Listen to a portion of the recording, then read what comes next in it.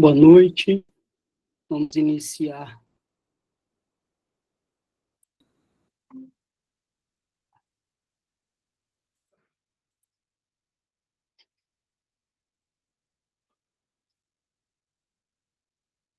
Vamos iniciar nossa aula.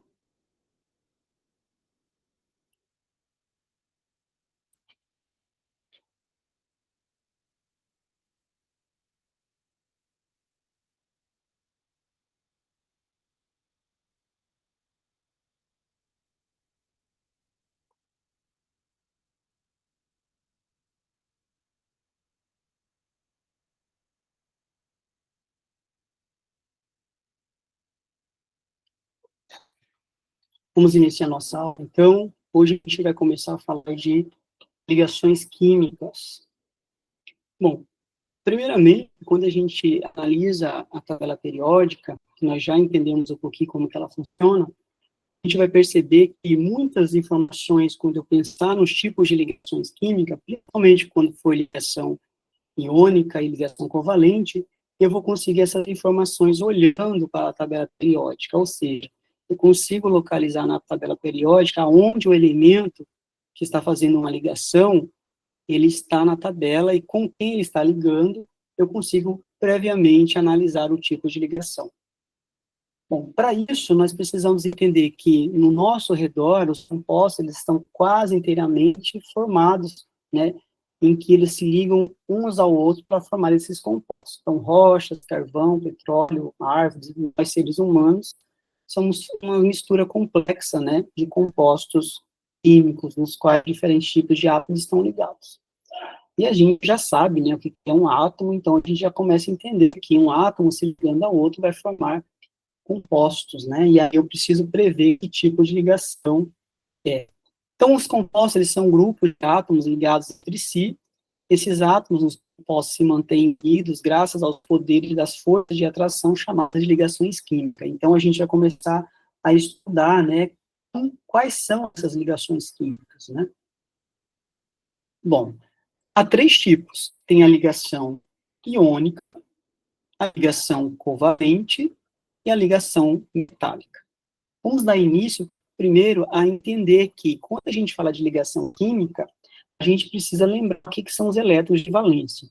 Na última aula, nós vimos que, através da distribuição eletrônica, a gente consegue prever, né, quantos elétrons tem na última camada. Então, os elétrons de valência são os elétrons que estão na camada, né, na última camada, quando a gente faz a distribuição eletrônica.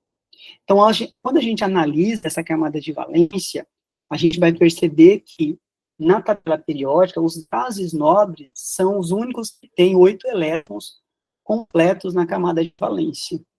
Então, a distribuição eletrônica, quando ela é estável, então, vai procurar que, na última camada, nós tenhamos aí 8 elétrons. Então, não teremos todos os átomos conseguindo ter esses 8 elétrons na última camada. Somente os gases nobres, que, quando a gente analisa a sua distribuição eletrônica, eles têm 8 elétrons. Por isso que a gente vai falar regra do octeto. A regra do octeto é que todo átomo tende a querer ficar estável igual um gás nobre. Então, ele vai tender a ter 8 elétrons de valência para ter a sua estabilidade.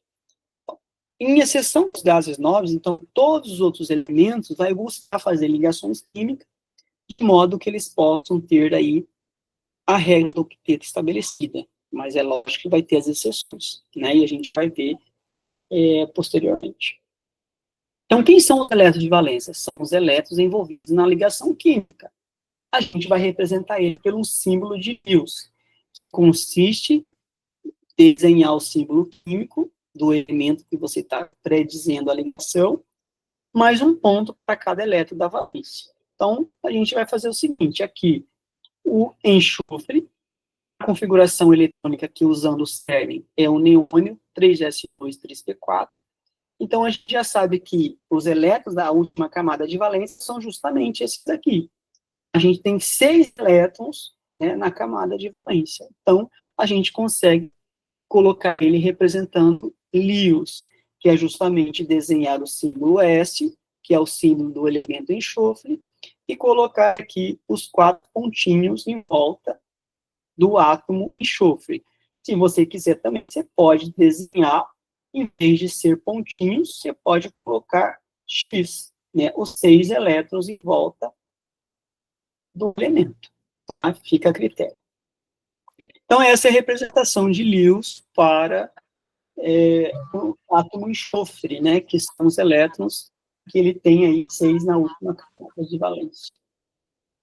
Então, o número de elétrons de valência de qualquer elemento é o mesmo do número do grupo do elemento da tabela periódica. E essa informação é importante, porque quando a gente olhar a tabela periódica, né, a gente vai olhar aqui, que ela vai nos fornecer que, se eu quero saber os elétrons de valência, eu basta olhar aqui na tabela periódica, onde eu tenho aqui 1, que é o família 1, 2, 3, 4, 5, 6, 7, 8, até o 18. Então, as colunas, a gente viu que representa a família na tabela periódica. Mas quando a gente fala de ligação química, essas 2 famílias aqui do lado esquerdo da tabela periódica, ela vai ser muito importante para nós, como também aqui do lado direito, que a gente chama de elementos representativos. Então, vai ficar muito mais fácil quando eu pensar em ligação química, em que família 1 eu chamo de 1A, família 2 eu chamo de 2A. Essa aqui era a maneira antiga, né, que eu já falei na aula passada, que a gente determina as famílias na tabela periódica. Ou é a família 1, que é a família dos alcalinos, família 2, que é a família dos alcalinos ferrosos. Mas a gente ainda utiliza a família 1A, 2A, aqui vai ser 3A, aqui 4A, ou 14, né, 15 é a mesma coisa que 5A, 16, 6A, 17, 7A, e os gases nobre, 8A. Aqui coloquei B, né, 8A. Aqui, 8A. Deixa eu corrigir aqui. Aqui, 8A. Que informação é importante quando a gente fala em elétrons de valência? Justamente a própria família que está o elemento químico já vai me dizer quantos elétrons ele tem na camada de valência. Então, eu não preciso fazer a distribuição eletrônica para descobrir quantos elétrons tem na camada de valência. Então, quem é da família 1A tem um elétron na camada de valência, ou seja, hidrogênio, lítio, sódio, quando eu faço distribuição eletrônica para qualquer um desses elementos da família 1A, eles têm um elétron na camada de valência. 2A, 2 elétrons na camada de valência. Família 3A, 3 elétrons. 4A, 4 elétrons. 5A, 5 elétrons. Por isso que o enxofre, que nós demos exemplo, é da família 6A. Então, quando eu represento o enxofre, né, o enxofre, ele tem 6 elétrons na camada de valência. Então, eu represento o Lewis colocando em volta do símbolo do enxofre, que é o S, esses 6 elétrons da camada de valência. Então, como que eu descubro esses 6 elétrons da camada de valência? Ou eu faço distribuição eletrônica, ou eu já vi na tabela periódica. Ah, o enxofre está na família 6A, então ele tem 6 elétrons na camada de valência.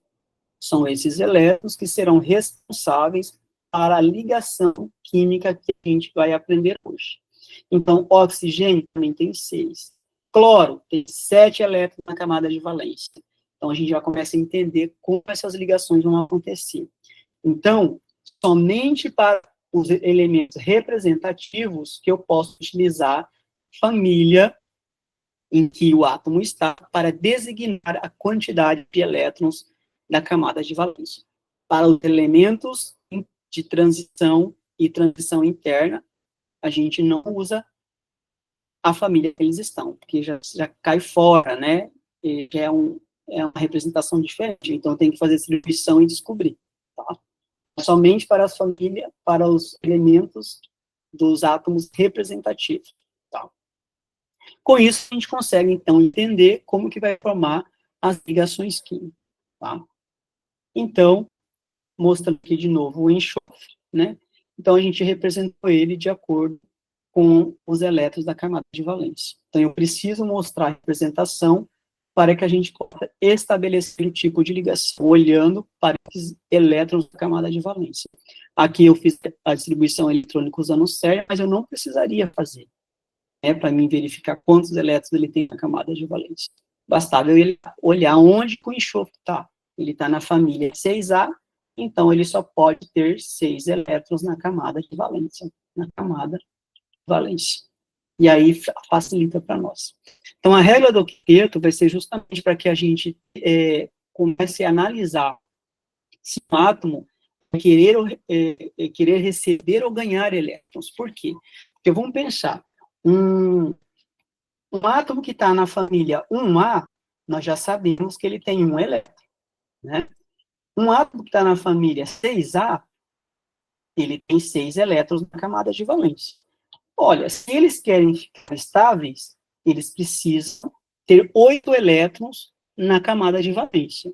Olha, se quem está na família 1A tem um único elétron, então ele precisa de mais elétrons para ficar com 8. Então, se ele só tem um, ele precisa de 7 elétrons. E quem está na família de 6A, já tem 6, vai precisar somente 2. Acontece que, para eles estabelecer a regra do octeto, para ele ficar estável igual a um gás nobre, porque a regra do octeto vem da estabilidade igual a um gás nobre. Então, eu preciso começar a pensar, quem tem um elétron, é mais fácil ele doar um elétron ou ganhar 7? É mais fácil ele doar, porque não vai ter ninguém para doar 7 para ele. É mais fácil ele doar esse 1 para alguém e a última camada dele fica estável. Quem está na família 6A, ele precisa de 2 elétrons. É mais fácil ele ganhar 2 elétrons do que ele se livrar de 6. Ele não vai querer se livrar de 6 elétrons, né? Então, aqui é mais fácil ele ganhar 2 elétrons, né? Para ele ficar com 8. Aqui, no caso, quem está na família 1A, é mais fácil ele doar para se livrar. Então, a gente vai começar a perceber que átomos tendem a ganhar, perder ou compartilhar elétrons até que eles estejam circundados por 8 elétrons de valência. Então, a regra do octeto é ter os subníveis S e P completos. Por que o S e o P? Porque o S vai ser similar ao hélio, né? Que vai ter aí 2 elétrons na camada de valência. E os demais, P vai ter 6, mas somado com S vai ter 8, né? Então, esses átomos vão procurar essa estabilidade da regra do octeto. Ou ele vai ganhar, ou ele vai perder, ou ele vai compartilhar elétrons. E aí a gente começa a perceber que, olhando para a tabela periódica, a gente percebe os elementos químicos, né, com a sua redistribuição eletrônica, a sua representação de Lewis. Então, aqui, lítio, berílio, boro, carbono, nitrogênio, oxigênio, flúor e neônio. Todos eles na representação de Lewis para dizer quantos elétrons ele tem na sua camada de valência, e eu desenho a representação de Lewis. Isso vai facilitar, então, a gente pensar na primeira ligação, que é a ligação iônica, em que a gente vai dizer que a ligação iônica é uma força eletrostática que mantém os íons ligados em um composto iônico. Note que o próprio nome já diz ligação iônica, então eu já sei que aqui vai ter que ter íons, e nós já sabemos o que são íons, né? Íons são o quê? Cátions ou ânion, então são átomos que perderam ou ganharam elétrons. Se um átomo ele perde elétrons, ele se transforma em um cátion de carga positiva. Se um átomo ganha elétrons, ele vai se transformar em um ânion de carga negativa. Então, o que vai acontecer? Vai ter aí elementos que vão querer doar elétrons e outros que vão querer receber. Então, essa troca de quem recebe, quem ganha, vai ser uma transferência de quem está doando para quem está recebendo. Vai formar uma ligação eletrostática, que vai formar um íon de carga positiva e negativa, vai ter, então, aí a força eletrostática entre esses átomos que a gente vai chamar de ligação iônica. Em que situação vai ocorrer uma ligação iônica? Vai ocorrer quando eu tenho um metal se ligando a um ametal, como também um metal se ligando a um hidrogênio. Então, ligações iônicas serão somente esses dois casos, né? Ou é um metal ligado a um ametal, e nós já vimos na tabela periódica, né? em que região estão o ametal e os metais. Nós sabemos que a maioria dos elementos são metais, e uma pequena parcela são ametais. Basta identificar na tabela periódica quem são os ametais. Se é um metal ligado com um metal, já vai ser uma ligação iônica, ou um metal ligado com hidrogênio. E a gente vai reforçar depois olhando a tabela periódica para compreender melhor. Então, por que eles vão ter estabilidade? Porque quando eu tenho um cátion e um ânion formado, né? Porque se é um ânion, ele ganhou elétrons, ficou carga negativa, e se é um cátion, é que o átomo perdeu o elétron e ficou positivo, então ele está num estado de menor energia. Então, vai haver atração eletrostática entre eles, porque carga positiva atrai carga negativa e vice-versa, em que quando forma a ligação eletrostática, ele vai estar num estado mais estável, né? Então, essa energia potencial dele tende a ser diminuída. Então, o fato de que ter menor energia potencial, ele está no estado de maior estabilidade. Então, aqui a gente mostra claramente, não, o magnésio, né? Magnésio, que família ele é? Da família 2A. Então, eu já vou lá na tabela, eu sei que o magnésio é da família 2A.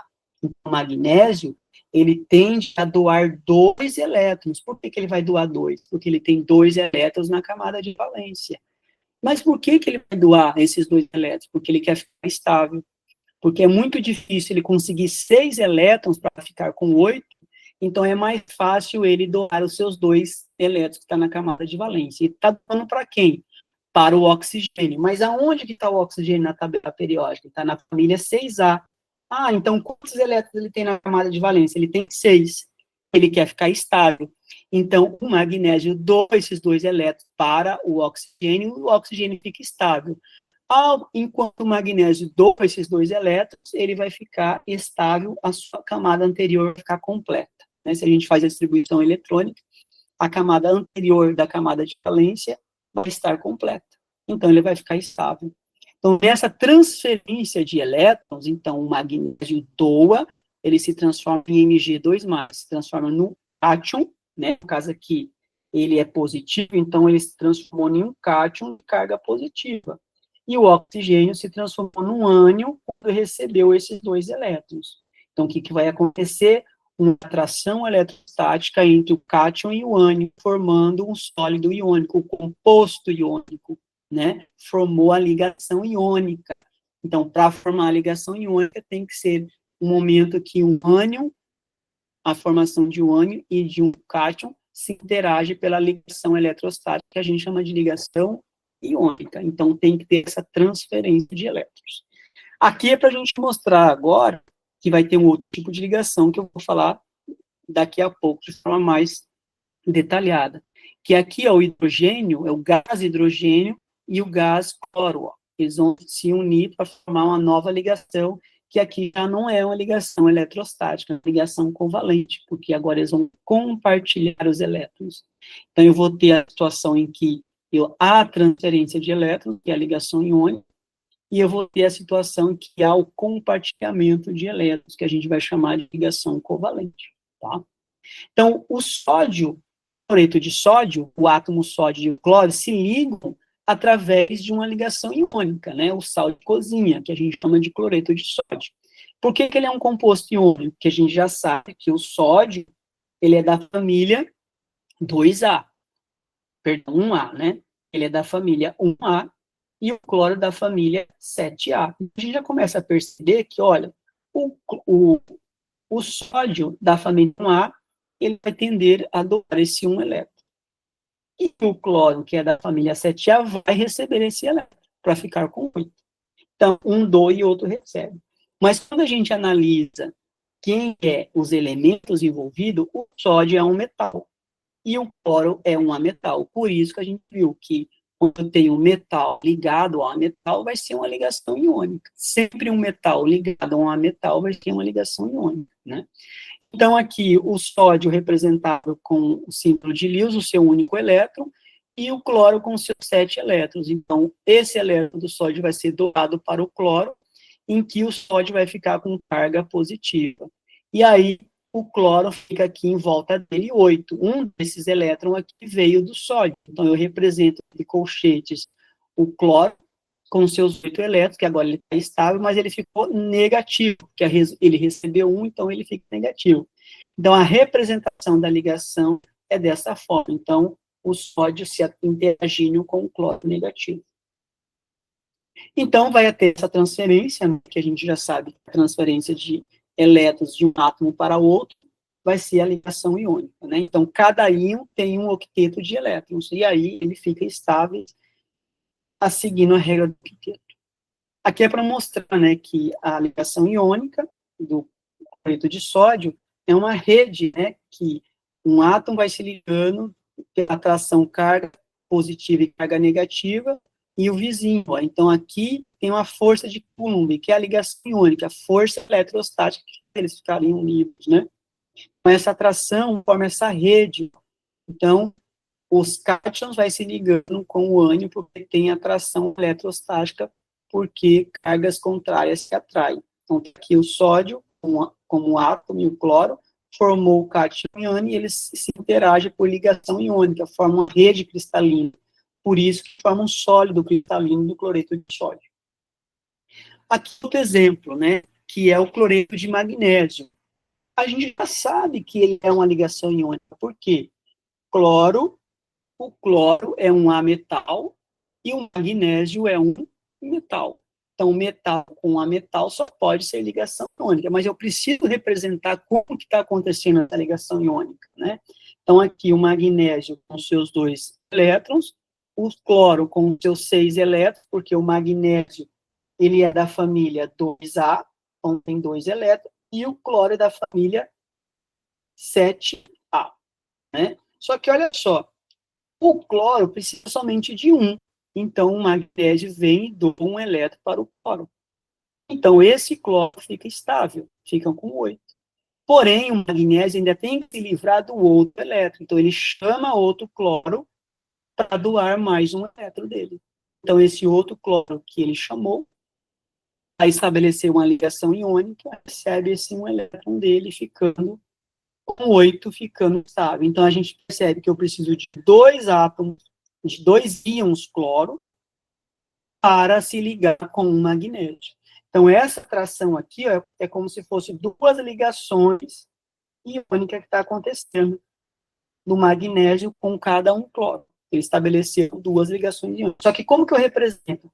Eu represento dessa forma, em que em colchetes o magnésio se transformou em magnésio 2+, carga positiva, e o cloro, esse xizinho aqui, foi um elétron que o magnésio doou para o cloro. Ele ficou com 8 em volta dele. Ficou carga negativa. Mas quantos cloros estão envolvidos na ligação? Está envolvido 2 cloros. Então, 2 aqui como índice, né? Então, 2 cloros, íons cloros para o magnésio.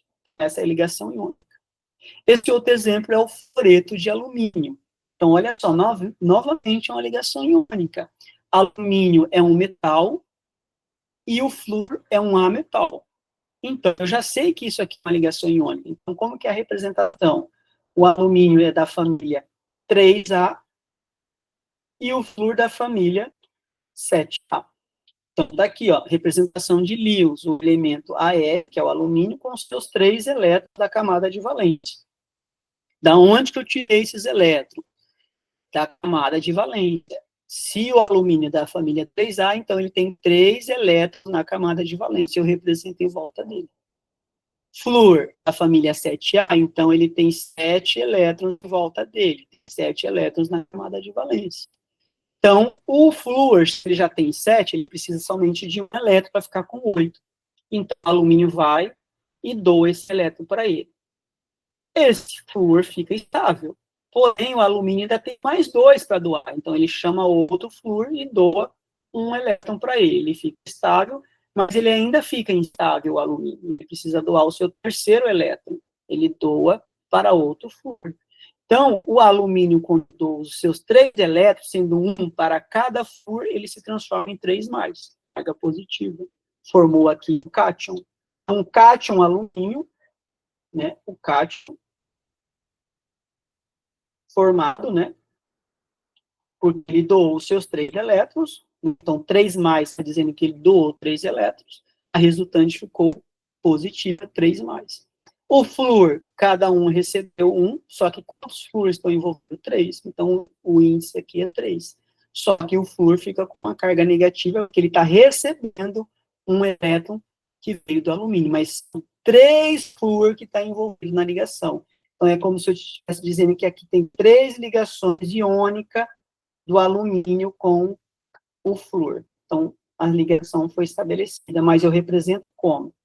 Dessa forma, né? Que aqui formou o ânion, né, alumínio, então, houve a interação eletrostática, carga positiva com carga negativa.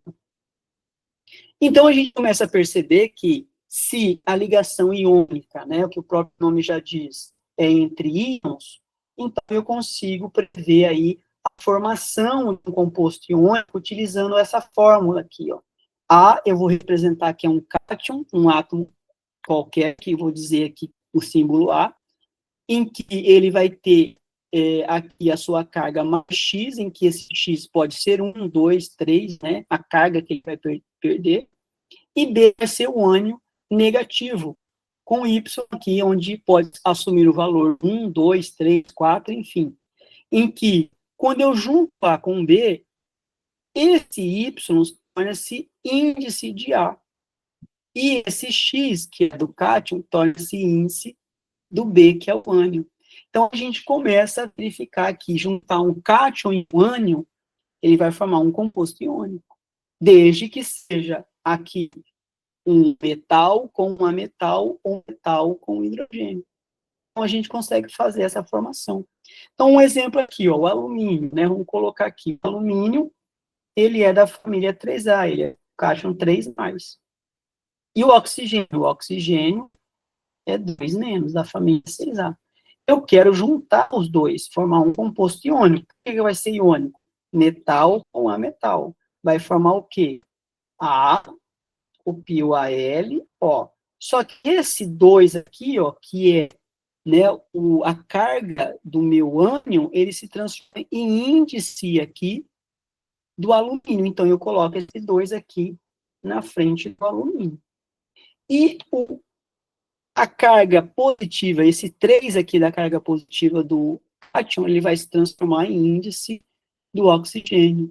Então, eu coloco ele aqui embaixo. Ó. Então, eu já percebo que eu preciso de 2 alumínios se ligar a 3 oxigênios. Então, o composto iônico, né, é Al, deixa eu melhorar aqui, é Al2O3. Então, esse aqui é o composto iônico, formou um composto iônico, onde eu juntei aqui um cátion com ânion. Cátion do lado esquerdo, ânion do lado direito. Então, a gente começa a perceber, então, na tabela periódica, que todos que é da família A vai formar um cátion mais, porque vai perder um elétron. Todos que estão na família 2A vai se transformar em cátion 2+. Magnésio 2+, cálcio 2+, estrôncio, bário 2+. Todos que estão na família 3A vai formar um cátion 3+. Quem está na família 4A pode formar um cátion 4+, também pode formar 4-, porque é um meio termo, né? Já que está na família 5A, já forma ânion, ó. Porque é mais fácil, quem está na família 5A tem 5 elétrons, é mais fácil ele ganhar 3 do que ele perder 5, então se transforma em N3-. Quem está na família 6A, 2-, 7A, 1-. Então, aqui, na elemento de transição, né, eles variam muito o NOx, por isso a gente não tem uma regra para eles, mas a gente já vai acostumar a trabalhar com eles, já vai saber que eu tenho ferro 2+, ferro 3+, né, cromo 2+, 3+, então vai depender da situação em que esse elemento está ligando. Todos eles são metais. Então, na tabela periódica, a gente já sabe que esses elementos aqui, ó, formam uma escadinha, ó. Fazer uma escadinha aqui, ó.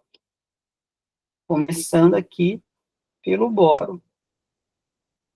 Todos esses elementos que estão Acima dessa escadinha são metais, tirando os gases nobres, é lógico, né? Depois eu vou fazer na tabela. Quem está nessa linha aqui, na diagonal, são os semimetais, né? Porque eles têm um comportamento como a metal ou como metal, né? Ele fica um meio termo aqui na divisão. O restante é tudo metal. Então, se souber que qualquer metal que está aqui ligando com um desses que estão aqui, ó, só pode ser ligação iônica, que é metal ligado a metal.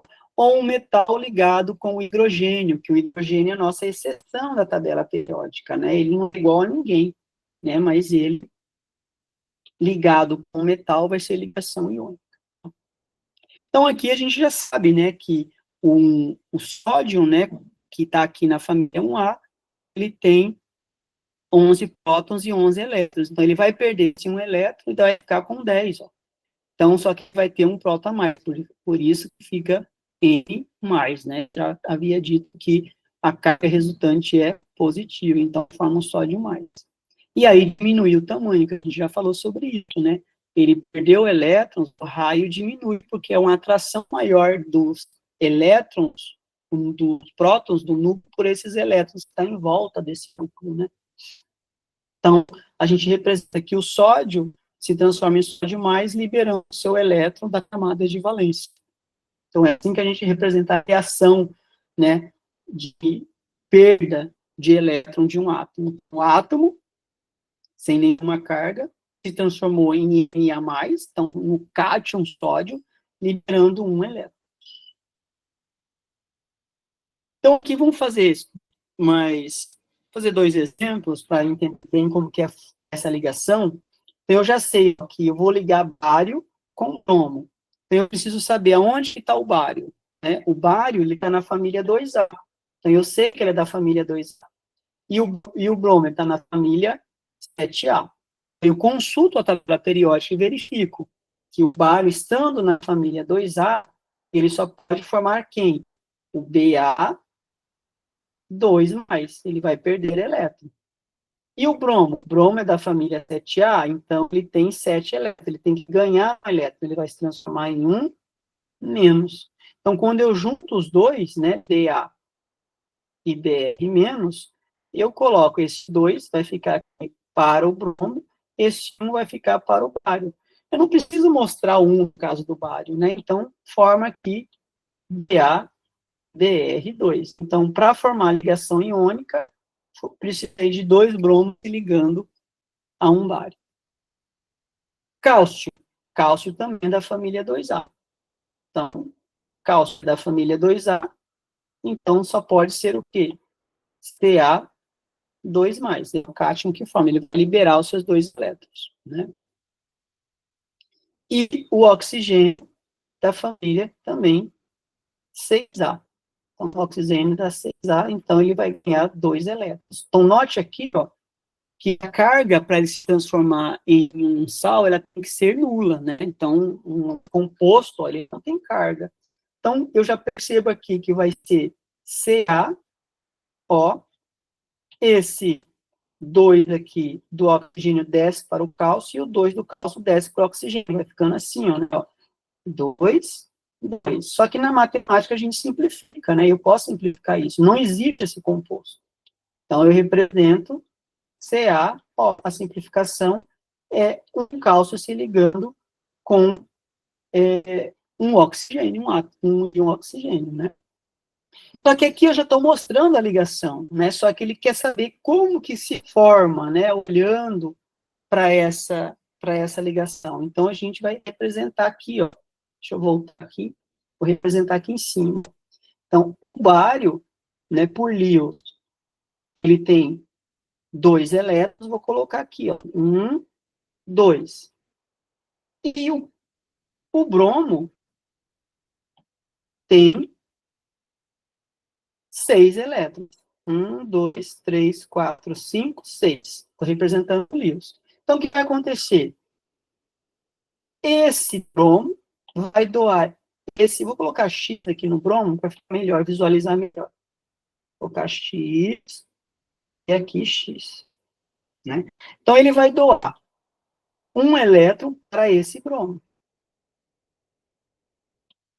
um elétron para esse bromo. Por quê? Se o bromo está na família 7A, ele quer ficar com 8, então ele precisa receber um elétron. Aqui 6, né, perdão, que falta mais um. Ele está na família 7A, ele tem 7. Ele precisa receber um elétron para ficar com 8. Então, o bromo vai, o bário vai e doa para o bromo um elétron dele. Esse bromo ficou estável. Quando eu conto aqui 1, 2, 3, 4, 5, 6, 7 mais 1 que ele vai receber, ele vai ficar com 8. Beleza, eu atendo esse bromo, mas o sódio tem que se livrar desse outro elétron dele, porque ele quer ficar estável, ele tem que se livrar dos dois. Ele se livrou de um, então ele chama outro bromo. Ele chama outro bromo que também tem em volta dele 7 elétrons, porque ele está na família 7A. Aí, o bromo pode doar esse elétron, o bário pode doar esse elétron para o bromo. Então, ele doando vai formar a ligação iônica. O bário se transforma em Ba2+, né? Eu posso colocar em colchetes, se eu quiser, ó, vou tirar aqui, né? Colocar em colchetes, que é melhor. Se transforma em Ba2+, e o bromo recebendo um elétron, cada um dele, né? Ele tinha 7 e recebeu esse único elétron, que é do cálcio. Só que quantos bromos estão envolvidos? Tem 1, 2, então eu coloco aqui 2. Qual é a carga dele? Menos, né? Porque cada bromo ficou com uma carga negativa, então menos. Então essa aqui é a formação da ligação iônica, que é a ligação eletrostática. Aqui eu já mostro direto, né? O cátion que foi formado e o bromo que foi formado, né? E faz o cruzamento da fórmula, eu já chego na forma do composto iônico, né? Então fica muito simples a gente olhar e formar o composto de acordo com o átomo, né? Se ele for um metal ou um ametal. Já na ligação covalente, a gente vai ter aí um elemento não vai querer doar e nem receber elétron, ele vai querer compartilhar, tá? Então a gente começa a perceber que quando a gente analisa na tabela periódica, os elementos, em alguma situação, ele vai falar assim, opa, eu não vou doar elétrons, eu também não vou receber, eu vou compartilhar com o meu vizinho uns elétrons para ter a ligação estabelecida e a regra do octeto. Esse átomo, né, que a gente vai analisar, ele pode compartilhar elétrons com um ou mais átomos para adquirir uma camada de valência preenchida. Atender a regra do octeto, só que a gente vai descobrir também que tem átomos que não vai querer seguir a regra do octeto. Então, a ligação covalente resulta da força de atração entre dois átomos que compartilham um ou mais pares de elétrons. Então, aqui é o exemplo. Ó. Hidrogênio tem um único elétron, com outro hidrogênio também tem um elétron. Eles não vão querer doar. Então, por que eu sei que é a ligação covalente? Porque hidrogênio é metal, ligado com metal. Só pode ser ligação covalente, porque se fosse metal e ametal, seria ligação iônica. Então, aqui eles compartilham, ó. Então, está na mesma órbita aqui girando, mas compartilhando aqui com o outro que está girando na órbita do outro. Então, ele estabelece que entre os dois átomos, o núcleo, a ligação que eu vou chamar de ligação covalente. Então, eu represento como Lewis, o hidrogênio tem um único elétron, está aqui, uma bolinha. O outro hidrogênio também só tem um elétron, X. Estão compartilhando, formam um par de elétrons. Um par de elétrons eu chamo ligação química, que a gente representa um par de elétrons, um tracinho. Ah, então, o gás hidrogênio é um composto iônico? Não, é um composto molecular, porque ele está formado por ligação covalente. Ligação covalente. Só vai ser composto iônico se for metal com hidrogênio, mas aqui é metal, né? Embora o hidrogênio a gente não, né, classifica ele como nem se fosse um metal, é a exceção de tudo. Mas hidrogênio com hidrogênio não pode ser uma ligação iônica. Para ser ligação iônica, teria que ser um hidrogênio com um metal. E aí a gente tem as ligações múltiplas. Então, quando um átomo compartilha um par de elétrons com outro átomo, eu falo que eu tenho uma ligação simples. Se ele compartilha 2 pares de elétrons, eu tenho uma ligação dupla. Se ele compartilhar 3 pares de elétrons, eu tenho uma ligação tripla. Então, está aqui o exemplo. O nitrogênio, ele é da família 5A. Ou ele é da família 5A, ele vai se ligar a ele mesmo. Ó. Então, não pode ser ligação nitrogênio com nitrogênio, não pode ser uma ligação iônica, porque é ele ligado com ele mesmo, pode ser ligação covalente. E eu já percebo que se ele é da família 5A, ele tem 5 elétrons na camada de valência. Então, ele precisa fazer mais 3 ligações para ficar com 8. Então, ele estabelece a primeira ligação, mais uma ligação, já que eu tenho dupla, e aqui tripla ligação, que é o nosso caso aqui do gás nitrogênio, ele tem uma tripla ligação. Aqui é só para mostrar que quando você sai de uma ligação simples, eu tenho a distância aqui em Anderson de 47. Quando ele faz mais uma ligação, diminui, né, a distância entre um átomo e o outro. Então, a ligação é menor. Tripla ligação, menor ainda. Por isso que romper ligações tripla é muito mais difícil, eu preciso fornecer mais energia do que uma ligação dupla, do que uma simples, porque à medida que eu vou aumentando a quantidade de ligações, né, vai tendo aí a atração do núcleo, né, e diminuindo esse ângulo de ligação, tá? Então, a distância entre os átomos ligados diminui à medida que o número de pares de elétrons compartilhados aumenta. Então, aqui é só para ilustrar. Aí, aqui a molécula de água, hidrogênio e oxigênio. Então, eu estou analisando qual é o tipo de ligação que a molécula de água faz. Olha, será que seria iônica? Vamos pensar. Hidrogênio e oxigênio. Bom, hidrogênio, se for hidrogênio com metal, seria ligação iônica. Mas é hidrogênio com o quê? A metal. Então, não pode ser ligação iônica, é ligação covalente. E aqui a gente mostra, ó, a ligação que está sendo estabelecida aqui, essa ligação é covalente. Então, o oxigênio, ele tem 6 elétrons, só que um elétron está aqui, ó. Um é dele e o outro é do hidrogênio. Esse elétron aqui é do oxigênio, esse outro é do hidrogênio. Então, a gente representa por esse tracinho, né, essa linha, representa um par de elétrons, sendo um elétron do oxigênio e o outro do hidrogênio. Então, eles estão compartilhando um par de elétrons. Então, aqui é uma ligação covalente. Então, quando eu olho para o oxigênio, ele atende a regra do octeto. Ele tem os seus 6 elétrons, mais um do vizinho à esquerda e outro do vizinho à direita, ele vai somar 8 elétrons, então ele está estável. Então, para a sua estabilidade acontecer, ele estabeleceu 2 ligações simples com um hidrogênio cada. E o hidrogênio, por sua vez, está com 2 elétrons, estável igual o hélio, né, que tem 2 elétrons. Então, 1 mais 1, 2. Então, esse hidrogênio está estável. CO2 também é ligação covalente. Por que não é ligação iônica? Porque é A metal ligado a metal. Então, se fosse metal mais A metal, seria iônica, né? Então, aqui é A metal mais A metal. Então, só pode ser ligação covalente, né? Só pode ser ligação covalente. E é o que a gente mostra aqui, né? O carbono é da família 4A. Quantos elétrons tem na camada de valência? Ele tem 4.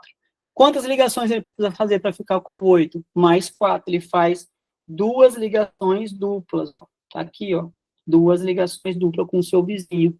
Então, é CO2, oxigênio que tem 6 elétrons, mas ele faz ligação com o carbono. 6, né? 2 é dele, mais 2 do carbono, ele fica com 8.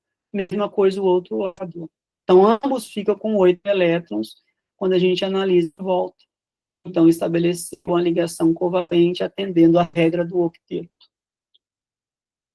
Aqui, cloro, gás cloro, família 7A. Se é a família 7A, então eu já consigo prever quantas ligações ele vai fazer com cloro. Uma, né, ele vai compartilhar um par de elétrons. Então, representa o traço, uma ligação covalente. Gás oxigênio também, só pode ser ligação covalente. Oxigênio com oxigênio é um ametal ligado a um mesmo elemento, um ametal. Então, está aqui, família 6A, está os seus 6 elétrons, o outro também é da família 6A. Então, eles vão compartilhar 2 pares de elétrons. Então, o oxigênio, a ligação dele é covalente, ele estabelece uma dupla ligação, né? Porque aí, 2 pares de elétrons. Nitrogênio, já mostrei, né? Tripla ligação, família 5A, então ele precisa fazer 3 ligações. Então, ele faz uma tripla ligação entre ele entre os mesmos átomos, tá? Então, aqui a gente representa a fórmula de Lewis para mostrar todos os elétrons em volta do elemento químico e dizer quem é que está sendo interagindo, né? Quem está estabelecendo a ligação, né, covalente, como que estabelece o par de elétrons. Aqui a forma estrutural plana, que aí agora eu só mostro aonde formou a ligação. Note que o par de elétrons está livre aqui, ó, não aparece mais na fórmula estrutural. E aqui a forma molecular, que mostra somente os átomos envolvidos, né, na molécula. Então, quando eu falo, é a forma molecular da água? H, a gente já sabe que é H2, ó, essa é a forma molecular. Mas como que é a ligação entre eles? É assim que a gente representa, né? Então, eu estou dizendo que a fórmula da água, H2O, a ligação são ligações covalentes entre o oxigênio e o hidrogênio, né? Então, se eu quero representar íons, eu tenho que mostrar aqui como que essa ligação foi estabelecida, né? Os seus 6 oxigênios, seus 6 elétrons, né? Que o oxigênio tem, o hidrogênio com seu único elétron e faz aqui uma ligação. O outro hidrogênio com seu elétron faz outra ligação, compartilhando de elétrons. Então, aqui eu represento ao mesmo tempo Lewis e somente a ligação que foi estabelecida, né? Aqui, o óxido de enxofre, né, HO2, aí a gente já entra na questão aqui, ó, que vai acontecer. Muitos elementos químicos, eles vão falar assim, eu não vou seguir a regra do octeto. Eu não vou seguir a regra do octeto. Então, eu tenho que olhar se o elemento vai seguir ou não, olhando as ligações que ele vai fazer. Então, o oxigênio da família 6A, né, eu já sei que é da 6A. O enxofre também é da 6A, então estamos representando aqui, ó, o átomo com seus elétrons da camada de valente, ó. Então, se o oxigênio é da família 6A, ele precisa fazer 2 ligações para ficar com 8. Então, ele vem aqui, ó, faz 2 ligações, ó. Então, aqui, ó, será uma ligação, aqui vai ser outra. Ele faz uma dupla com o enxofre. Aí, quando ele faz essa dupla, a gente, olhando para o enxofre, esse enxofre, ele já vai ficar com, ó, se era 6, ele também precisa de 2 elétrons, já ficaria com 8. Então, aqui, quando a gente olha, ele tem 8, esse oxigênio aqui, ele também já teria 8. Ele não precisaria nem mais desse outro oxigênio, mas ele vai falar assim, eu vou fazer uma ligação dativa. Então, ele doa esses 2 pares de elétrons que ele tem livres, ele doa para esse oxigênio. Então, ele vai empurrar esse par de elétrons que é dele para esse oxigênio, para ele estabilizar, que é o que a gente chama de ligação coordenada. Ligação coordenada, que vocês vão ver muitas vezes assim, ó, né, quando tem uma setinha, está dizendo que aqui é uma ligação covalente coordenada, porque o enxofre está doando o seu par de elétrons, é dele, esses 2 elétrons é dele, não é do oxigênio, aqueles compartilharam elétrons, um é dele e o outro é do vizinho, ó, compartilhando, nesse caso aqui não, os 2 elétrons é do enxofre, ele já estava com 8, ele não precisava fazer mais ligação, mas ele precisa atender esse oxigênio, porque a fórmula é SO2, se ele tem que atender esse oxigênio, ele fala, opa, eu já estou estável, então eu vou, mas eu tenho pares de elétrons livres, então eu vou fazer o seguinte, eu vou empurrar esses pares de elétrons para o oxigênio para ele estabilizar, mas os elétrons são meus. Então, como que eu chamo isso? Ligação coordenada. Ou lá antigamente viam ligação dativa, né? A gente não usa mais falar ligação dativa, mas a gente encontra aí em alguns livros, tá? Aqui a mesma coisa, ó, o trióxido de enxofre. Então, a gente já percebe, ó, que somente com um oxigênio, esse enxofre já ficaria com 8, mas ele tem que atender 3 oxigênios. Então, ele vai fazer 2 ligações dativas. Ele vai doar o seu par para os outros 2 oxigênios. Então, essas 2 ligações aqui, ó, são 2 ligações simples, que eu posso fazer uma setinha, para dizer que elas são ligações dativas, né, para o oxigênio. Aí vem as exceções, né, que eles não vão atender a regra do octeto. O berílio é uma exceção, ó. Ele fica estável apenas com 4 elétrons em volta dele. O bóron a mesma coisa, ó. Ele fica com 6 elétrons, ele já fica estável. Enxofre e o fósforo, ó, enxofre e o infósforo também são exceção. Por isso que ali ele pode atender a regra do octeto, ele pode extrapolar. Então, aqui, ó, o fósforo fez 10 ligações, 10 elétrons em volta dele, né? Fez 5 ligações simples. Quando a gente soma em volta dele, tem 10 elétrons.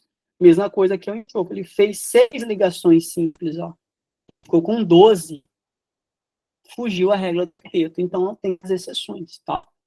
E vai acontecer também, ó, que a gente vai ter em situações aqui, o cloreto de sódio, que a gente já viu que é uma ligação iônica, a gente vai ter composto em que, na sua formação, ele é um composto iônico, mas dentro da sua estrutura tem ligações covalentes, que é o caso aqui, nitrato de sódio. O nitrato é isso aqui, ó. O nitrato, ele é um ânion de carga negativa, mas a sua estrutura tem ligações covalentes. Então, aqui, dupla ligação com oxigênio, e aqui ligação simples, e aqui uma ligação coordenada, ó, a setinha aqui, ó. Então, formou aqui o ânion contendo ligações covalentes, mas o composto é iônico, porque é o sódio mais um ânion, que eu chamo de nitrato. Mesma coisa é o sulfato de sódio. O sulfato de sódio é o sódio, ó, aqui está tendo duas ligações, ó, duas ligações iônicas. Porém, quando eu olho aqui na estrutura do ânion, quem é o ânion? É o sulfato. É o SO4, ó, SO4 2 menos, é o ânion. É o ânion que eu chamo de sulfato. Que quando eu olho a estrutura dele, ele é formado aqui, ó, por ligações, né? Que eu tenho duas ligações simples e duas ligações ativas para formar aqui o ânion que eu chamo de 2 menos. Por que 2 menos? Porque cada oxigênio aqui, ó, vai receber um elétron do sódio. Mas quantos sódio está envolvido? São 2 sódios. Então, um sódio doa um elétron, um oxigênio, o outro sódio doa para o outro. Então, ele fica negativo, esse ânion, e estabelece a ligação iônica, duas ligações iônicas no mesmo composto molecular. E, por fim, as ligações metálicas, ela é formada entre elementos metálicos, para ser um metal. É a ligação mais simples de todas, a gente não fica usando muito, a gente só analisa muito mais a ligação covalente e a ligação iônica. Então, aqui, ó, como que é o metal sódio? O metal sódio são vários átomos de sódio. E como que é a ligação metálica? É um átomo, né? Tá aqui um átomo, por exemplo, sódio, aqui se for o sódio, outro átomo sódio, só que agora um dos átomos sódio se transformou em cátion, ele liberou um elétron. Então, o que acontece? Alguns átomos vão liberar elétrons, vão ficar com carga positiva, como o cátion. Então, esses elétrons liberados, ó, esses pontinhos, é como se fosse um mar de elétrons. É isso aqui que faz a ligação metálica, faz unir os átomos do mesmo elemento.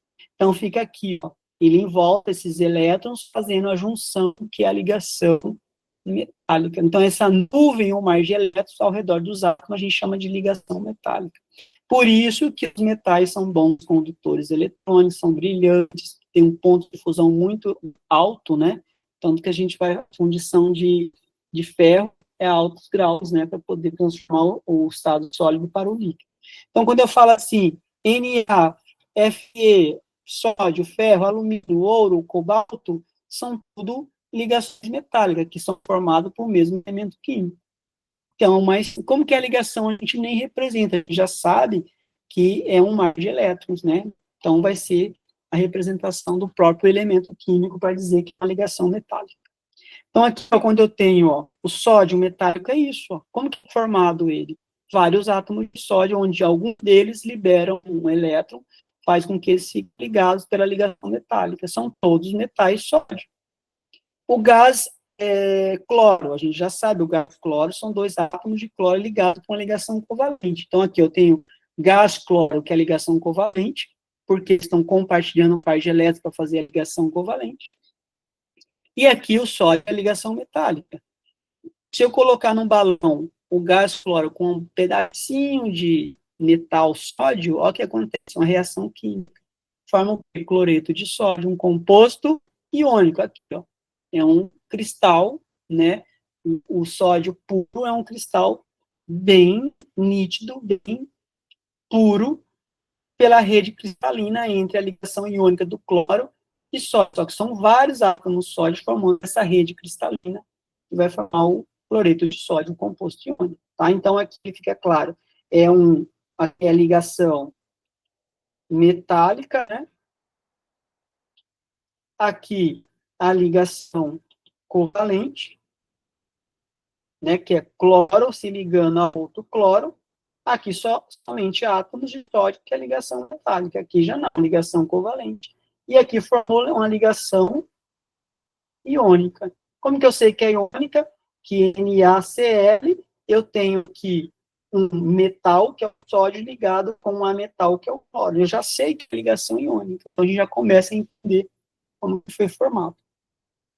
Aqui, para a gente mostrar, né, e eu vou fazer alguns exemplos, deixar o resto para vocês, quiserem trabalhar e entender, mas eu, olhando aqui esse exercício, eu já posso dizer de forma direta que tipo de ligação é, que tipo de ligação vai ser, em que a gente consegue olhar somente para a estrutura e já dizer, opa, o que é ligação iônica? Então, tem que pensar, ligação iônica, a gente já viu lá atrás, ó, tem que ser metal mais ametal, ou metal mais hidrogênio. Se não for isso, vai ser ligação covalente. E a gente consegue ver, ó, cálcio é um metal ligado aqui a hidrogênio. Então, aqui só pode ser que ligação iônica, Li, é uma ligação iônica, tá? Vou abreviar para facilitar, ligação iônica. Aqui, silício e hidrogênio. Silício não é um metal, é um ametal, mais hidrogênio, ligação covalente. Bromo, ligado com ele mesmo. Bromo é um ametal, ametal ligado a metal, não vai ser ligação iônica, porque tem que ser metal com ametal com ametal, só pode ser ligação covalente. Boro é um semimetal, né? Então, com flúor, aí, vai ser ligação covalente ou ligação iônica? Vai ter ligação covalente. Ligação covalente. Ácido sulfúrico, hidrogênio, ametal, ametal. Opa, não vai ser ligação iônica se fosse metal com ametal, né? Mas é hidrogênio com ametal. Mas, perdão, aqui é hidrogênio ligado enxofre a metal, só que nesse caso, o hidrogênio está ligado com quem? Com oxigênio. Só que hidrogênio não é metal, aqui é metal a metal, então só pode ser ligação covalente. A mesma coisa aqui, ácido nítrico, hidrogênio a metal, se fosse metal, seria ligação iônica, mas não é, né? Ligação covalente. A gente já consegue olhar, né? E já prever. Eu tenho que analisar quem é o elemento químico. Se o elemento químico fosse um metal com um metal, a gente já sabe que é ligação iônica. CO2, ametal com ametal. Então, também é ligação covalente. Ligação covalente. Aqui, também ligação covalente. Carbono ametal com hidrogênio, ligação covalente. Aqui, oxigênio com ele mesmo, ametal com ametal. A maioria, ó, ligação covalente. Até então, tudo ligação covalente. E aqui agora, ó, cloreto de potássio. Ah, agora que eu tenho que analisar.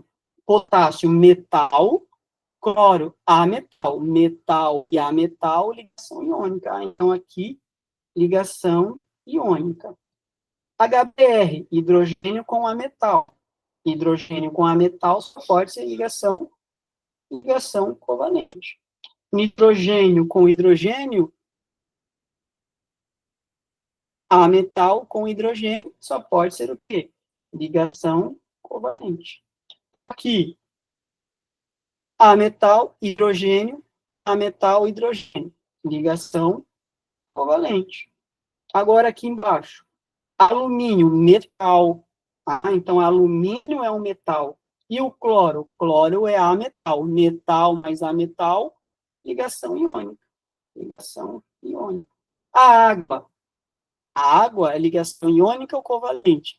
Hidrogênio com oxigênio, hidrogênio com a metal, só pode ser ligação covalente. Iodo ligado com iodo, a metal ligado com a metal. Ligação covalente. Ácido iodídrico, hidrogênio com a metal, ligação covalente. Também aqui ligação covalente, a metal com hidrogênio. Então, eu tenho que pensar aqui, toda vez que eu tiver metal com a metal, vai ser iônica, ou metal com hidrogênio vai ser iônica. E aí a gente começa a estabelecer a ligação, mostrar, né, ele quer a fórmula de Lewis. Então, se eu for mostrar aqui para o CaH2, que é uma ligação iônica, a gente já viu, eu mostro aqui o cálcio, família ele é família 2A, coloco aqui em volta dele 2 elétrons, representado por X. E o hidrogênio? O hidrogênio, ele só tem um único elétron, pontinho. Aí, quem vai doar o elétron? Vai ser o cálcio, né? O cálcio doa. Ele vai doar esse elétron para esse hidrogênio. Doou. Mas aí ele precisa doar para o outro hidrogênio, que também tem um único elétron, família 1A. Então, ele doa esse outro elétron. Então, vai formar o quê? Vai formar a ligação iônica, que a gente representa em colchete, Ca, 2+, se ligando com H menos. Só que quantos H? São 2. Então, essa aqui é a ligação iônica que foi estabelecida. Né? Então, mostrando a fórmula de Lewis e estabelecimento da ligação. Então, eu já sei que é uma ligação iônica. Se fosse ligação covalente, vamos fazer aqui para o B. Né? Então, silício é isso aqui, né? Si. Que família ele está? Família 4A. Quantos elétrons ele tem em volta? Ele tem 4. Então, vou colocar aqui, ó, 4 elétrons em volta dele, representando por X. Pode ser pontinho, que você quiser. Em volta dele, quantos hidrogênio tem? 4. Então, vou colocar em volta dele seus 4 hidrogênios com o seu elétron. Cada hidrogênio tem um elétron, que é da família 1A, um elétron. E aí eu vou estabelecer que ligação? Ligação covalente, ó, vão compartilhar um par de elétrons pela ligação covalente. Então, isso aqui é Lewis, que eu acabei de desenhar. E qual é a fórmula estrutural? Eu represento a ligação por traço. Si, traço H, traço H, H, H. Então, essa seria a fórmula estrutural, quando for covalente. Quando for iônica, eu mostro somente a interação eletrostática, tá? Então, é assim que a gente faz. Os demais seguem o mesmo exemplo que eu fiz aqui. Vocês tentem fazer qualquer coisa depois, é só chamar e sanar dúvidas, tá? E a gente entra na segunda questão, que é a geometria molecular. Isso aqui vai ser mais tranquilo, porque a gente vai perceber, quando a gente fala, então, das ligações, dos tipos de ligações químicas, que a gente já sabe, é ligação iônica e ligação covalente. Então, o que você tem que saber? Toda vez que eu falar de ligação iônica, é o quê? É a transferência de elétrons. Alguém vai doar e alguém vai receber, formando um cátion e um ânion. A gente já viu como que acontece. Quando for ligação covalente, vai ser o quê? Compartilhamento de elétrons. Então, eu tenho que olhar aqui, eles vão compartilhar um par de elétrons. E aí vai depender de quantos elétrons eles estão compartilhando, que aí vai ser uma ligação simples, ou uma ligação dupla, ou até mesmo uma ligação tripla. A ligação iônica, a gente nem costuma utilizar, né, mas a gente sabe que ela existe, né? Só que entre as ligações, a ligação iônica é a ligação mais forte que tem. Ele é mais forte que a ligação covalente, tá? E a metálica também, ela é mais forte que a ligação covalente. Por isso que tem os materiais, né, precisam de um alto ponto de ebulição que justifique. Romper essas ligações precisa de muita energia. E a gente não pode esquecer que quando a gente fala de ligação, a gente está dizendo que um composto foi formado porque um átomo se ligou ao outro. E a gente começa a entender que tipo de ligação estabeleceu aí para formar esse composto, que é um composto estável de acordo com o tipo de ligação que foi formado. Só que um composto, a sua característica, ela vai ser proveniente também do tipo de ligação, como também da sua geometria. Por que isso? Porque, dependendo da geometria, vai influenciar nas propriedades físicas do meu composto. Então, a gente precisa falar um pouquinho de geometria molecular. Então, a geometria molecular ela vai ser o estudo de como esses átomos estão distribuídos espacialmente em uma molécula. Quando a gente começa a pensar, qual é a geometria da molécula de água? A gente já sabe que a água a sua forma molecular é H2O, dois hidrogênios e um oxigênio. Mas como que esse átomo se liga? Por ligação covalente. Mas como que é a sua geometria? E a gente precisa saber qual é a geometria da molécula de água. Então, as principais classificações são linear, então uma molécula ela pode ser linear, angular, trigonal plana, piramidal, tetraédrica. Tem outras, pessoal. Tem muitas outras geometrias. A gente não vai adentrar porque aí a gente estaria excedendo aí o que é para vocês aprenderem, mas pelo menos a simples vocês precisam saber. Qual é a geometria da água? Você tem que saber pelo menos dizer que a geometria da água é angular e a gente vai entender o porquê. Para que isso? Para a gente determinar a geometria de uma molécula, a gente precisa conhecer a teoria de repulsão. Por isso que a gente tem que saber dos elétrons da camada de valência, porque a teoria de repulsão dos pares eletrônicos da camada de valência, que são os últimos elétrons daquela distribuição eletrônica que a gente faz, que vai delimitar a ligação. E a repulsão desses elétrons vai dizer que geometria essa molécula vai estabelecer. Por quê? Repulsão, porque elétrons têm a mesma carga negativa, elas vão querer se distanciar uma da outra para não não terem aí ele tem uma distância ótima para que ele não sinta a presença um do outro. Então, carga negativa, elas se repelem, né? Mas estão ali um próximo da outra, só que tem uma distância ótima, que vai ser essa distância de repulsão em que um elétron não está sentindo a presença do outro. Tá? Então, ela se baseia na ideia de que pares eletrônicos da camada de valência de um átomo central esteja fazendo ligação química ou não. Por que fazendo ligação ou não? Porque a gente vai ter ainda elétrons que vão estar sozinhos, não vai estar estabelecendo ligação, são elétrons livres, né? Então, isso tudo vai influenciar aí na geometria. Então, essas nuvens eletrônicas que se repelem, ficando com maior distância angular possível uns dos outros. E aí eu vou mostrar como que isso se dá. Então, essa nuvem eletrônica ela pode ser representada por uma ligação simples, uma dupla, tripla, ou mesmo um par de elétrons que não está fazendo a ligação química. Então, aquele tracinho que a gente já viu, né? Então, HCl, traços CL, eu já sei que isso aqui é um par de elétrons. Então, aqui, essa nuvem eletrônica desses elétrons é que vai me dizer o ângulo, né, que eles vão estar para não sentir a presença do outro, de acordo com a sua geometria. Então, quando eu mostro aqui a molécula de água, a gente já sabe que aqui é a fórmula molecular, FM, fórmula molecular, ou seja, dois hidrogênios se ligando ao oxigênio. Então, aqui eu mostro de forma aqui bem simplória, um hidrogênio do lado do oxigênio e outro hidrogênio, para dizer que o oxigênio é o átomo central. Então, eu vou ter aqui uma fórmula que eu vou chamar de átomo central, vou chamar ele de A, representar por A. Quer representar por Z, mas tem que ser qualquer um símbolo para você identificar que ele é o átomo central. Então, o átomo central, estou dizendo que é um símbolo A. E ligado a esse átomo central, eu vou falar que é o X. Então, eu vou ter um sistema AX, em que o A é o átomo central e o X vai ser a quantidade de elementos ligados em volta dele. Então, o exemplo aqui da água, H2O, então vai ser H2.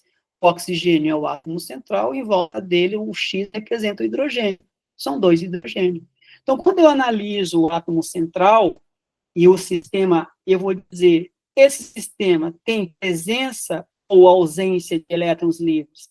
Então, eu tenho que saber, será se em volta deste átomo central tem pares de elétrons livres? Tem pares de elétrons livres ou não? Se tiver ou não, vai influenciar na sua geometria. Então, aqui, ó, um sistema de dois átomos, AX. É só átomo ligado com um X. Exemplo, HCl, HBr. Formou a ligação, ó a distância que estabeleceu entre um e outro. A distância, né? Esse par de elétrons aqui que representa uma linha. HBr é a mesma coisa. Então, é linear, ó, formou um ângulo linear, 180. O ângulo aqui entre um átomo e o outro aqui é de 180. Quando eu vejo esse ângulo entre esse par de elétrons e esse aqui, entre os átomos, é de 180. Então, a geometria da molécula do HCl é linear. Toda vez que eu tiver um sistema AX, como exemplo o HCl e o HBr, que é o ácido clorídrico e o ácido clorídrico, eu vou dizer qual é a geometria deles? Linear. Simplesmente linear, porque esse ângulo de ligação é de 180. Agora, quando eu tiver três átomos, ó, A, átomo central, e X, 2. Então, 2x e o átomo central, 3 átomos. Átomo central sem par de elétrons livres. Então eu tenho um sistema AX2 que não tem par de elétrons livres. Um exemplo aqui é o CO2. Também vai ser linear, porque ó, não tem par de elétrons livres. Ó. Formou aqui a ligação, ligação, ligação, ligação. Note que aqui foi representado os Lewis, para me ver quem são os elétrons. Porque quando eu represento Lewis, olhando pela representação de Lewis, eu consigo ver quem são os elétrons livres. Está aqui, ó. São livres, mas esses elétrons livres estão no átomo X. Tem que ser no central. O central não tem elétrons livres. Por isso que o sistema X2 está considerando quando ele não tem par de elétrons livres, vai ser linear, ó. Estabeleceu a ligação de forma que também é 180 graus. Então, eles vão distanciar do outro para eles não sentirem a presença de forma linear. Então, a geometria ótima para que os elétrons da ligação e os elétrons que estão em volta, né, não sintam a presença um do outro é de forma linear. Agora, a molécula de água também é 3 átomos, AX2, só que agora aqui o átomo central, ele tem um par de elétrons, ó. Átomo central com par de elétrons livres. No anterior, que foi o CO2, não tinha par de elétrons livres.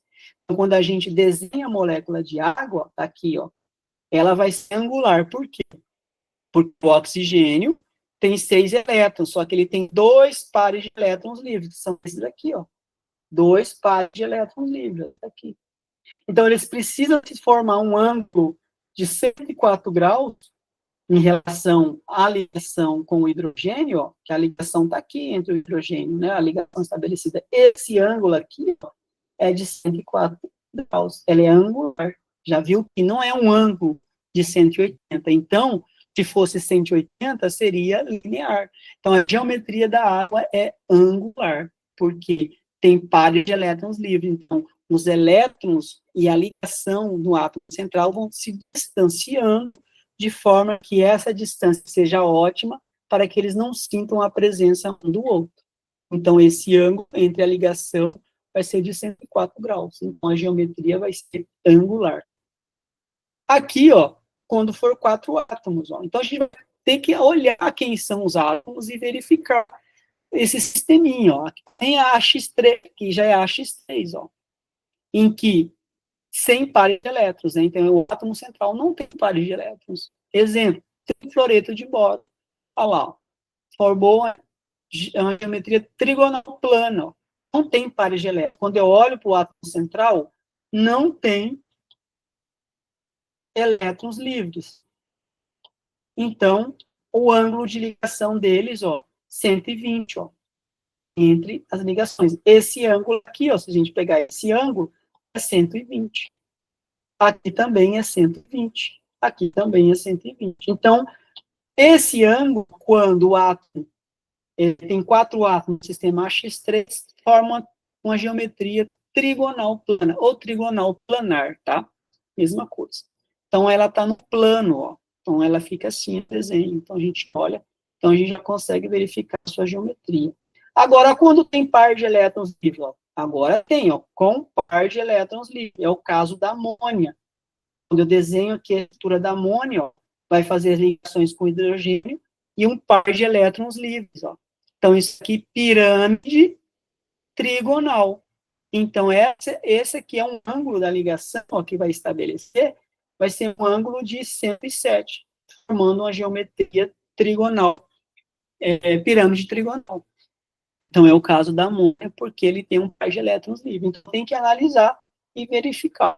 Aí, de 5 átomos, é o caso do metano. A gente tem que saber, então, o CH4, que é o gás metano, vai ter uma geometria tetraédrica. Ó. Ele não tem par de elétrons livres. Ele faz 4 ligações, ó. Geometria tetraédrica. São 4 lados édricos, né? Então, tetraédrica. Tem um ângulo de ligação entre o carbono e o outro vizinho de 109 graus, né? Quando for 6 átomos, ó, já é pirâmide trigonal. É o caso aqui do cloreto de fósforo, né? Pentacloreto de fósforo, ó, a geometria. Então, a gente vai analisando. Então, aqui, pessoal, já vai aumentando, né, os tipos de configuração, mas, pelo menos, a simples, você tem que saber. Qual é a geometria da água, da amônia, do metano? São as geometrias mais simples, você tem que saber. Que, quando a gente fala, somente lá em química orgânica, o carbono, ele é tetraédrico. Por que fala tetraédrico? Porque ele forma a sua estrutura geométrica, né? Ele tem 4 ligantes e tem a sua geometria aqui tetraédrica. Então, é assim que ele fica, né? Por isso que fala aquele zigue-zague quando a gente desenha os compostos orgânicos, por causa da geometria do carbono, tá?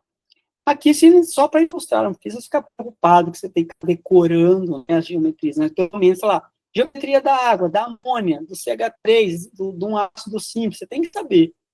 Mas tem outras ainda, né, que a gente nem colocou aqui. Octaédrica, com 7 átomos, ó. É o cloreto de enxofre, ó. Então, ó, forma esse octaédrico de 8, né, ó. Então, parece uma cruzeta, né, os ângulos são de 90 graus. Então, são esses casos, né. Então, para a gente ilustrar de forma bem simples, ó, como que a gente analisa. Então, aqui, ó, um exemplo, coloquei aqui, o cloreto de arsênio, perdão. Cloreto de arsênio é o átomo central, é o arsênio. O que está dizendo aqui?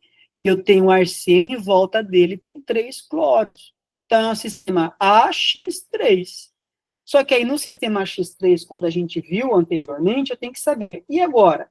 É com par de elétrons livres ou sem par de elétrons? Então, se for com par de elétrons livres, vai ser a geometria piramidal trigonal, ou pirâmide trigonal. Se for sem elétrons livres, vai ser a trigonal plana. Então, como que eu vou descobrir isso? Eu preciso desenhar livros, ó. Então, aqui começou, ele pegou o cloro, foi lá na tabela periódica, viu o número atômico dele, fez a distribuição, para saber o quê? Para saber quantos elétrons ele tem na camada de valência. Precisava fazer isso? Não, porque a gente viu que o cloro está na família 7A, então ele tem 7 elétrons. Tem 7 elétrons na camada de valência. Então, ele desenhou o cloro com os pontinhos em volta. Ó. Fez a mesma coisa para o arsênio, C33, fez a distribuição eletrônica. Então, quando ele faz a distribuição eletrônica, ele descobre ó, que é a camada de valência. Ó. É a terceira camada, é a última camada. É o 3, camada 3, tem 7. Aqui, ó, a última camada é a 4, ó. Termina aqui, ó. Quantos elétrons ele tem? Ele tem 6. Mas da família que ele é? 6A. Então, ele tem 6 elétrons. Então, ele desenhou Lewis, ó. Quando ele fez Lewis, cada cloro precisa fazer uma ligação. Então, ele fez aqui uma ligação aqui, ó. Outra ligação, mas ele percebeu que tem um par de elétrons livres, ó. Vou mudar a cor aqui, ó. Tem um par de elétrons livres, ó. Isso aqui está livre. Opa, então, só pode ser o quê? Geometria piramidal trigonal. Ou pirâmide trigonal. Está aqui, ó, porque ele tem um par de elétrons livres. Então, é a sua geometria, tá? Então, o átomo central com um par de elétrons livres vai ser essa geometria. Então, a gente consegue perceber aí que algumas compostos, né, qual vai ter sua geometria. Mas por que eu tenho que saber isso? Para justificar as propriedades dos compostos, porque a geometria influencia ponto de fusão, ponto de ebulição, tal. Então, as formas das moléculas determinam as suas propriedades, né, como odor, sabor, coloração, solubilidade, e essas polaridades também são utilizadas lá nas funções orgânicas, né, que essas geometrias, ela pode dizer a polaridade dessas ligações que estão presentes, tá? Então, aí a gente vai verificar, então, quando eu falo que eu tenho um composto iônico, eu já sei que é uma ligação iônica, mas quando eu falo que eu tenho um composto que forma ligações covalentes, eu já tenho que saber que a ligação covalente, ela pode ser polar ou apolar. Como assim? Quando eu analiso aqui o ácido clorídrico, eu já sei aqui que a ligação aqui simples entre o hidrogênio e o cloro é uma ligação covalente, só que eu tenho que dizer, mas essa ligação é polar ou apolar? A gente precisa também delimitar, porque isso aqui vai dizer para nós se a estrutura da molécula é polar ou apolar, porque as propriedades da molécula, além da geometria, eu tenho que dizer como que é essas ligações, porque muitas vezes uma molécula tem ligação polar, mas ela é apolar. Por quê? Por causa da geometria. Então, saber a geometria, ela vai dizer para você se a substância é polar. E talvez vocês vão se lembrar que quando a gente fala assim, semelhante dissolve semelhante. Por quê? Porque eu estou falando da polaridade da molécula. Mas para eu saber a polaridade da molécula, eu tenho que saber a sua geometria e tem que saber o seu tipo de ligação. Então, é o que a gente vai ver de forma bem sucinta, que o ácido clorídrico é um composto formado por ligação covalente. Só que quando eu olho o hidrogênio, ele tem uma polaridade, ele tem uma eletronegatividade, a gente já viu na aula passada. Quem é mais eletronegativo? O cloro. Então, ele é mais negativo e o hidrogênio é mais positivo. Então, quando eu tenho a diferença de eletronegatividade, eu já sei que essa ligação aqui é uma ligação polar, porque eu já sei que o cloro tem uma eletronegatividade de 4 e o hidrogênio de 2,1. Então, a sua resultante vai ser maior que zero. Então, eu já sei que o cloro vence, né? Se está puxando para ele, olha, ele tem mais força. Então, aqui fica mais positivo. Então, essa diferença de polaridade faz com que essa ligação seja o quê? Polar. Agora, quando eu vou ter uma ligação covalente apolar? Quando eu tenho as forças iguais. Exemplo, gás e hidrogênio. É uma ligação covalente? É uma ligação covalente apolar.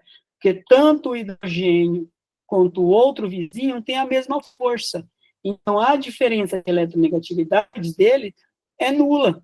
Então, essa ligação é apolar.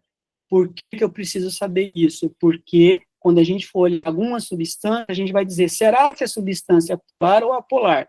Olhando para a sua estrutura. A amônia é uma substância polar. Por quê?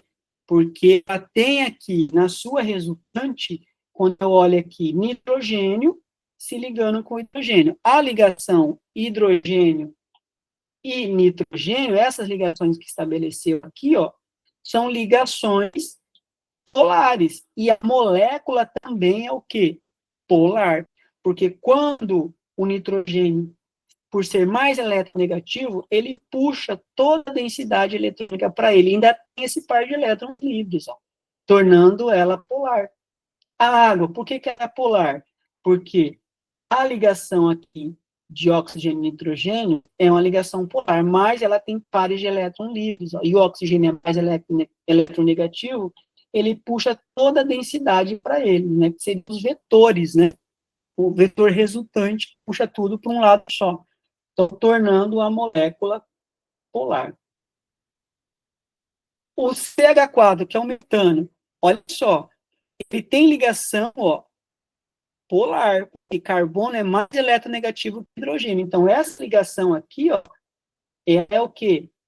Polar, por causa da diferença de eletronegatividade. Só que a molécula, ela vai ser apolar. Por quê? Porque esse hidrogênio aqui, ele puxa para cá, ele tenta, né? Esse outro puxa para cá, esse puxa para cá, esse puxa para cá. Os vetores se anulam, fazendo com que a molécula seja apolar. Por isso que uma molécula ter ligações polares, se a sua geometria for favorável, que os vetores se anulem, ela vai ser apolar. Um outro exemplo, ó, vou colocar aqui do lado, ó, é o tetracloreto de carbono. Todas essas ligações são polares. Por que são polares? Carbono está aqui, no centro, né? Ó, o carbono está no centro. Só que essa ligação aqui com o cloro, ela é polar. Aqui é a ligação polar. Por quê? Porque o cloro é mais eletronegativo que o carbono. Então, essa ligação é polar. Que ligação são? Ligação covalente. Então, essa ligação é ligação covalente polar. Mas a molécula, quando eu olho a molécula total, a molécula é apolar. Por quê? Porque um cloro puxa para cá, outro puxa para cá, esse puxa para cá e esse puxa para cá. A resultante do momento dipolo, que a gente chama isso aqui de momento dipolar, né, vai ser igual a zero. Então, eles se anulam. Se anulando, então a molécula vai ser apolar. Essa molécula aqui, o cloroforme, ele é polar, por quê? Porque, ó, note que aqui eu tenho um hidrogênio. As ligações são todas polares, consequentemente, a molécula também é, porque o cloro puxa para cá, puxa para cá, puxa para cá, e puxa tudinho para cá. Ó, a resultante aqui é diferente de zero. Então, a molécula vai ser polar, tá? Então, aqui a gente sabe que, para saber se a molécula é apolar, a gente vai entender, né, calcular esse momento dipolar, olhar, né, se esse momento dipolar, ele vai ser diferente, né, esse momento dipolar que eu chamo assim, né, de Mi, vai ser diferente ou igual a zero. Se for diferente de zero, ele é polar, né?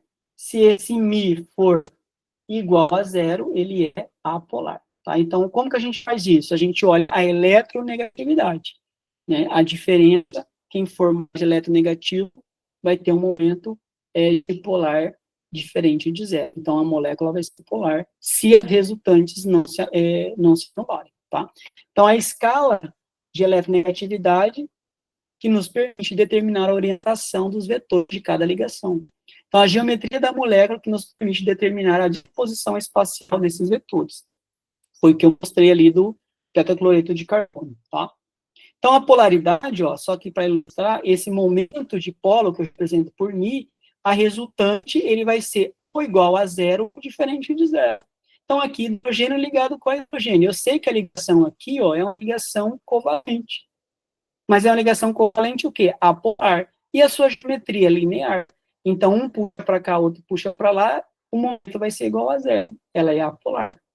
Ácido fluorídrico. A ligação aqui é uma ligação covalente polar. A geometria também é linear, só que o flúor é mais eletronegativo, ele puxa tudo para cá. Então, o momento de polo vai ser diferente de zero, então ela só pode ser polar. Mesma coisa vai ser CO2 e ácido cianídrico. Então, o dióxido de carbono, ele é apolar, que a sua geometria é linear, ó, o oxigênio puxa para cá, né, ó, puxa para cá e outro puxa para cá, a resultante vai ser igual a zero. Então, é apolar. Já no caso do ácido cianídrico, não, ó, geometria linear, momento diferente de zero. Então, a gente consegue prever, né? Então, aqui é só para ilustrar, ó, esses vetores que a gente calcula, né, analisa, são vetores, né? Na matemática, acho que vocês estudam vetores. Então, aqui, ó, a gente analisa a resultante. Se a resultante for diferente de zero, vai ser polar. Se a resultante for zero, é apolar. Por isso que a gente tem que entender que ter ligações covalentes, ó, ligações covalentes polar não é característica de dizer que ele é polar também, ó. Então, ó, CO2 é um exemplo. Ele tem ligações covalentes polares, ó. O oxigênio é mais eletronegativo que carbono. Então, a ligação dupla aqui, ela é polar, mas o composto é apolar, porque o momento de polo das resultantes aqui se anulam. Então, é igual a zero, tá? E aí, a gente, para finalizar, né, a nossa aula, né, já está terminando, a gente tem aqui as forças de interações entre as moléculas, que além da gente ter as ligações, a gente ainda vai ter os tipos de interação de uma molécula com ela mesma. Então, como que é a interação da água, da molécula de água com outra molécula de água? Então, a gente vai ter três tipos que vai dar a nossa característica aí para alguma substância, porque que ela se apresenta no estado sólido, líquido ou gasoso, né? Então, essas forças de ligações intermoleculares entre as moléculas vai ser três tipos, ó, ligação de hidrogênio, ligação de polo permanente, ou a gente chama de polo, e polo instantâneo, mais conhecido como força de Van der Waals ou dispersão de London, tá? E vou mostrar rapidamente aqui para a gente finalizar, ó. Então, o que faz a substância estar no estado sólido, líquido, gasoso é a interação intermolecular. Então, isso aqui, por exemplo, poderia ser uma molécula de água, essas bolinhas. Ó. Como que ela está interagindo com a outra molécula de água? São as forças intermoleculares. E a gente precisa saber que tipo que está acontecendo, né? Então, cada tipo de interação intermolecular vai dizer o estado da minha substância, né? Então, aqui, ó, a primeira força de interação intermolecular é a ligação de hidrogênio. Isso só vai acontecer quando as moléculas apresentam hidrogênio ligado diretamente a flúor, oxigênio ou nitrogênio. Exemplos: moléculas de amônia, moléculas de água e moléculas de ácido fluorídrico. Então, tá aqui, ó, amônia, ó. Hidrogênio de uma molécula de amônia interage com o nitrogênio. Então, a ligação de hidrogênio é isso. O hidrogênio se ligando com outro átomo que seja flúor, oxigênio ou nitrogênio. Então, a interação entre as moléculas do gás e nitrogênio é a ligação de hidrogênio, porque elas interagem dessa forma. Tá? Aqui, ó, mesma coisa, ligação da água, o oxigênio de uma molécula de água se interagindo com o hidrogênio da outra molécula. Então, olha as ligações, ó, quantas ligações de hidrogênio está sendo feito com uma única molécula de água. Então, aqui tem uma única molécula de água, ela fez, ó, 4 ligações de hidrogênio. Por isso, pessoal, que o ponto de ebulição da água é 100, porque a ligação de hidrogênio é uma ligação forte comparada com outras interações. Quando a gente fala de forças intermoleculares, a ligação de hidrogênio é a mais forte. Quando a gente fala de ligação química, a ligação iônica é a mais forte, tá? Então, tem que entender isso. Então, aqui, ó, a gente está ilustrando a ligação do hidrogênio sendo rompido, ó. Então, aqui, ó, estado água líquida e água a vapor, ó. Então, o líquido, ó, como que está unida a interação dela? A ligação de hidrogênio interagindo com elas. Aí, aqui, na forma vapor ou gás, a interação foi rompida. Por isso que a temperatura é influenciada pelas ligações de hidrogênios, ou força de Van der Waals, ou até mesmo de polo-dipolo. E aí o dipolo-dipolo, ó, ácido clorídrico, por que a gente chama de polo-dipolo? Di, dois polos, di vem de 2 polos. Então, quando eu analiso o ácido clorídrico, ó, o cloro é mais eletronegativo que o hidrogênio, por isso que ele tem aqui carga parcial negativa e o hidrogênio fica com carga parcial positiva. Formou 2 polos, dipolo. Quando ela interage com ela mesma, forma uma ligação Cl com hidrogênio vizinho. Essa interação, olha que aqui não é ligação de hidrogênio, é hidrogênio ligado a flúor, oxigênio e nitrogênio. Aqui é cloro. Então, essa interação é de polo, dipolo. Força de atração entre 2 polos, o positivo e o negativo. Então, HCl, HI, cloreto de fósforo, tudo eles são tricloreto de fósforo, né? São tudo interações de polo. Então, a interação hidrogênio com cloro, hidrogênio com cloro. Então, essa ligação é uma ligação de polo mais fraca que ligação de hidrogênio, tá? E o dipolo induzido, que a gente chama de Van der Waals, ocorre em todas as substâncias polares ou apolares. Na verdade, mais nas apolares, tá? Que alguns polares é um pouco mais... pode acontecer, mas é mais raro. Mas todas elas são, nesse caso aqui, apolar. F2, né? Por mais que eu tenha aqui F ligado com ele mesmo, eu sei que a ligação aqui, ó, é uma ligação, o quê? A gente já viu uma ligação covalente apolar. A molécula também é apolar, porque a geometria linear, um puxa para cá, outro puxa para lá, então ela é apolar. E hidrocarbonetos também, que são compostos orgânicos, né? Então, o que é esse polo induzido, ou força de Van der Waals? Se a molécula é apolar, então ela vai fazer com que a outra vizinha gere um polo induzido nela. Uma parte da molécula vai ficar positiva e outra vai ficar negativa. E aí ela se interage. Isso acontece aqui, como exemplo, ó, os pés não sei como se chamam aqui, né, lagartixa, tem um lugar que chama de osga, mas enfim, ela sobe na parede pela interação de Van der Waals. É a ligação mais fraca de todas, tá? Mais fracas. E aí a gente consegue justificar por que algumas substâncias têm um ponto de ebulição mais elevado que os outros, né? Por causa dessas forças intermoleculares. Aí eu tenho que saber que força que é. É ligação de hidrogênio? É a mais forte. É dipolo, ou é Van der Waals, né?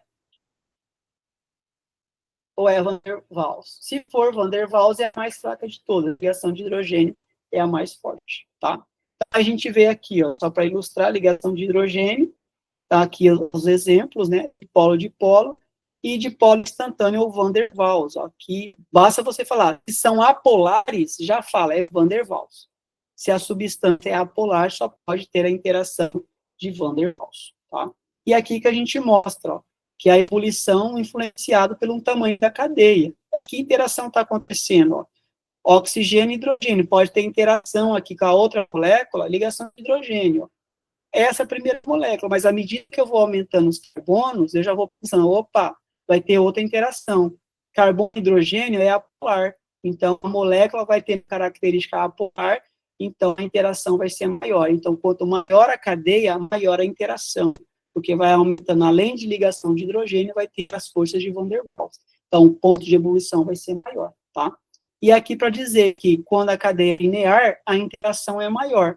Quando ela é ramificada, menor a interação entre as moléculas. Então, cadeias ramificadas, principalmente em compostos orgânicos, têm menores pontos de ebulição, porque a interação de Van der Waals é menor em compostos que são ramificados do que compostos de cadeia linear. E aí a interação é maior, tá? E a gente termina, tá, pessoal? É isso que a gente tem para falar de, por enquanto, de ligações iônicas, né? Ligações covalentes, as ligações metálicas e as ligações intermoleculares. E a gente fica para a próxima sexta-feira falar de funções inorgânicas, tá? Alguém tem alguma pergunta? Quer sanar alguma dúvida da aula passada, de hoje?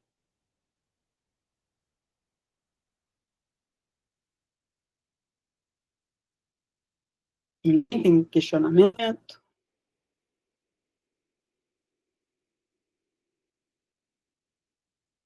Não?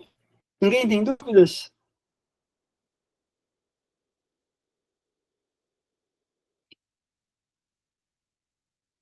Posso encerrar, então, a aula?